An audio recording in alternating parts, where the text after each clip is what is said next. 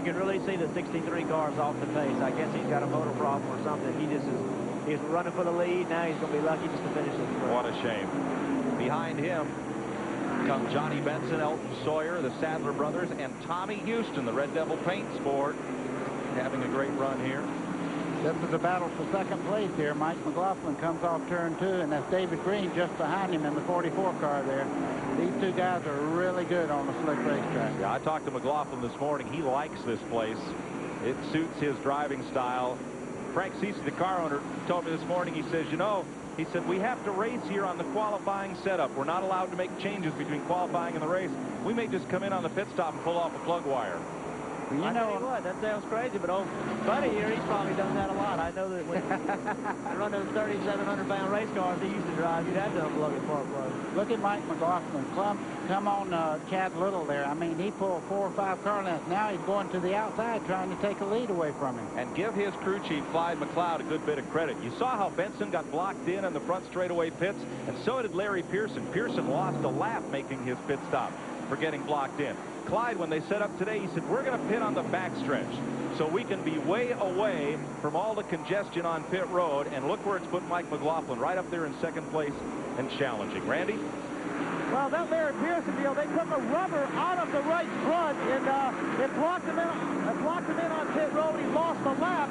Now he was running out in front of the race leader as the lead gets tussled again up here. He was running out front. Suddenly, it appeared the ignition went on Pearson's car, so he slid back. Now he's a lap down again. Tough break for Larry Pearson. Here goes McLaughlin for the lead, and David Green. Look at David Green. That car is really working well up off the corner. Watch him pull up on McLaughlin down the front straightaway here.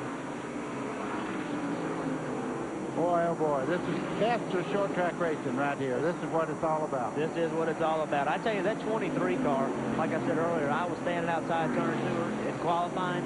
That car has got a really good motor in it. He was about 2 car lengths past everybody else when he got in the gas, which meant he wasn't in the gas as quick as other people, but he still qualified up front. Brett Bodine and I watched it, and we said, that's a terrible lap. And the next thing they announced was, then that's the pole. So that shows you what we know, I guess.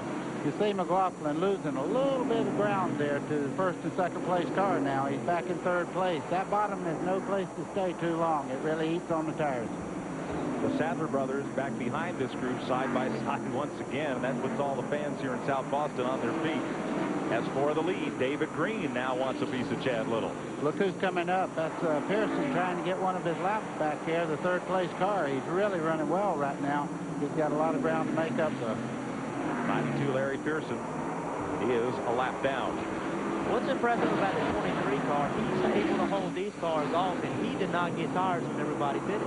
And I'm telling you, that car is really handling well. Right. It's running up the straightaway, but it's handling well. You would think they could really blow by him. He is still on the left side tires with which he started the race. And he is sitting in good shape right now because there's about 150 laps to go in this race, and he's going to come in and get 4 tires. Oh, boy. Everybody else has pretty much burned up their tires. So Chad Little leads here as Larry Pearson will get his laps back. 150 laps to go. We are halfway in the Ford Credit 300.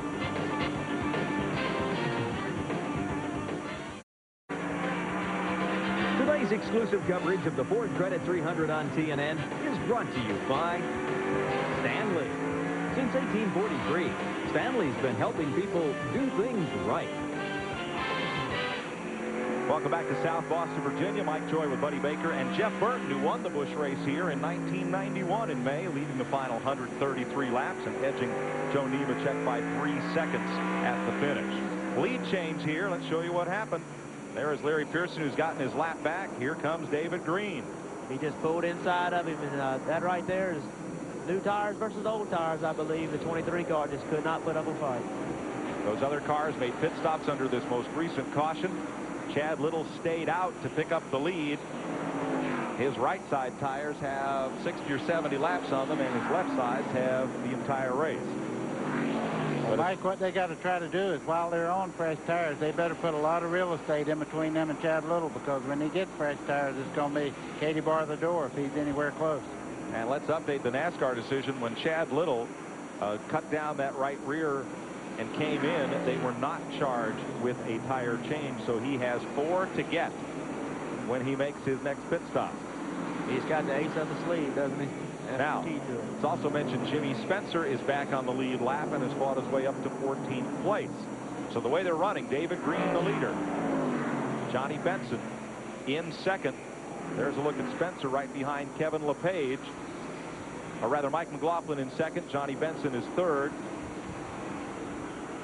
Elton Sawyer, Chad Little, Elliott Sadler, Buckshot Jones. Also on the lead lap, Jason Keller, Dennis Setzer, Jeff Green, Ward Burton, who is running in 12th, Jeff Fuller, Kevin LePage, Jimmy Spencer. Hermie Sadler has slipped back to 15th now. Tommy Houston and Larry Pearson. Those cars are on the lead lap. 1 lap down, Rodney Combs and Tim Fedowa. 3 laps down would be the 72 of Tracy Leslie, and 4 laps back, the 4th qualifier, Danny Edwards Jr. Now it's time for the Pep Boys driver profile. Pep Boys for quality parts, tires, and service. Here's Randy. Curtis Markham has fallen out of the event. Curtis, you're out. We know you broke your motor, but you still have your helmet in your hand. Where you going? Well, first I'd like to thank the Hensley Racing team that's Lysol Brady car. It was really running good. Unfortunately, something happened to the motor. Hermie Sadler isn't feeling good. He hadn't felt good for a couple of days, so they just called me to see if I'd help him out a little bit. So we're going to go do that. Okay, good luck. Well, there's your answer to the Hermie Sadler story, Mike.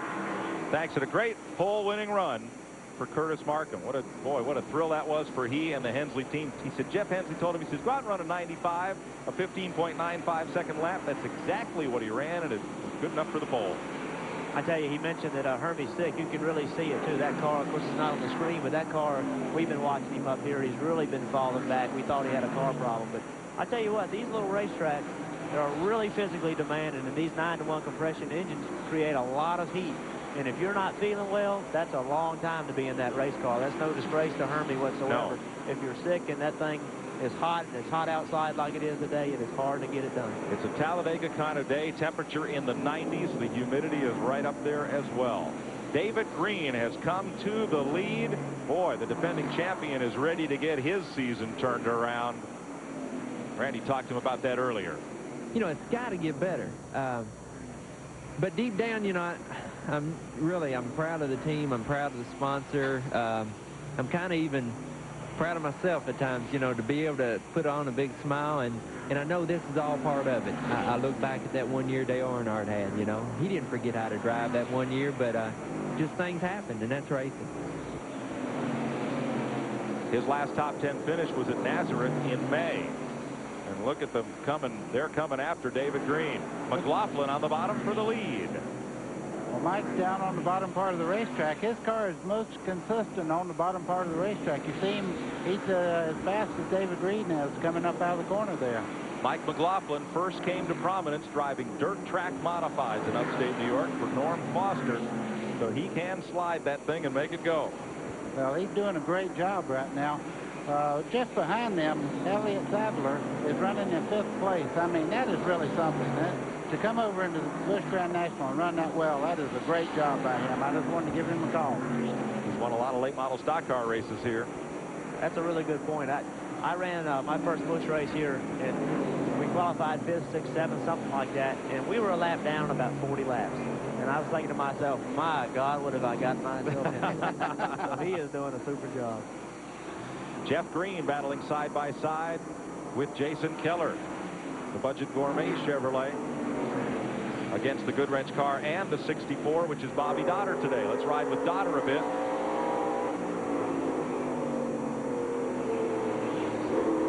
Black flag out on Mike Dillon. They have left a jacking bolt ratchet in the car, sticking out of the roof.